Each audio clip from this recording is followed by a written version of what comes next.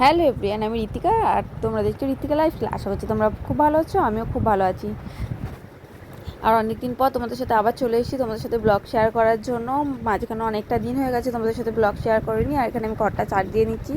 ঘরটা ঝাড় দিয়ে মুছে তারপর বাদবাকি যা কাজগুলো আছে সেগুলো করবো। তার আগে এই যে ঘরটা ঝাড় দিয়ে মুছে নিচ্ছি, নিয়ে তারপর যাবো হচ্ছে চা খাবো।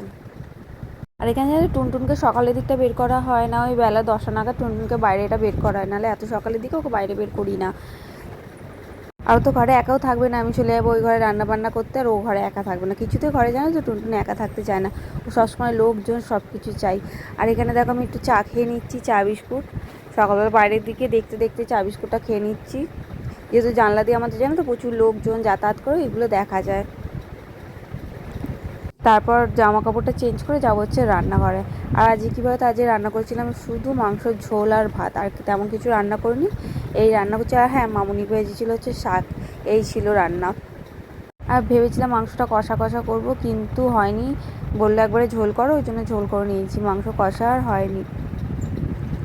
আর এই ভিডিও হচ্ছে সন্ধেবেলার সুজি করেছিলাম, ঝাল সুজি করেছিলাম, তার জন্য এই যে সব ভেজে নিচ্ছি। এই সুজিটা আমার খেতে খুব ভালো লাগে, ঝাল ঝাল থাকে তো খুব ভালো লাগে খেতে। আর এখানে রূপা আমাকে পরোটা করে দিচ্ছে, ও বললো দে আমি তাহলে তোকে পরোটাগুলো করে দিই। ও করে দিল, পরোটা করে দিল, আলু চচ্চড়ি করে দিল, করে তারপরও গেছিলো হচ্ছে, চলে গেছিলো হচ্ছে বাড়ি।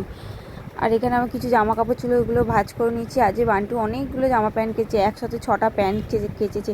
আর হচ্ছে কতদিন পর নিজের জামা কাপড়গুলো কাচলে, মানে ও তো এইসব করে না, না আমি ওই জামা কাপড়গুলো কেচে দিই। আর অনেক দিন পর ওই যে এতগুলো প্যান্টও একসাথে নিজেই কাচলো। বেচারা জামা কাপড়গুলো কাচতে কাচতে হাঁপিয়ে গেছিলো। আমার বিয়ের পর থেকে ওকে জামা কাপড় তেমনভাবে কাচতে হয়নি, আমি কেচে দিয়েছি সবসময়ের জন্য। চলো বন্ধু, এই ভিডিওটা যে এখানে শেষ করলাম। সবাই ভালো থেকে সুস্থ থেকো, টাটা।